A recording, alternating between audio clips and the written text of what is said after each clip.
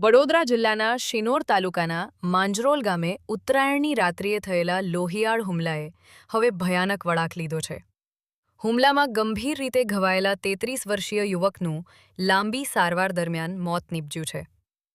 પ્રાપ્ત માહિતી અનુસાર માંજરોલ ગામે જલારામ મંદિર પાસે રહેતા વિજય બાલુભાઈ પાટણવાડિયા ઉંમર 33 ગત 14 જાન્યુઆરીની મોડી રાત્રિએ પોતાના ઘરમાં સૂતા હતા.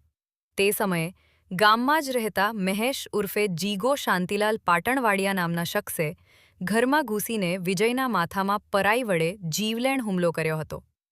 હુમલા બાદ વિજયને લોહી લુહાણ હાલતમાં તાત્કાલિક મોટા ફોફડિયા સામૂહિક આરોગ્ય કેન્દ્રમાં ખસેડવામાં આવ્યા હતા. ત્યાંથી તબીબોએ તેમની ગંભીર હાલતને ધ્યાને લઈને વડોદરાની SSG હોસ્પિટલમાં રિફર કર્યા હતા. જોકે લાંબી સારવાર બાદ ગત રોજ વિજય પાટણવાડિયાનું મોત નીપજ્યું છે. આ ઘટનાના પગલે સમગ્ર માંજરોલ ગામમાં શોકનો માહોલ છવાઈ ગયો છે.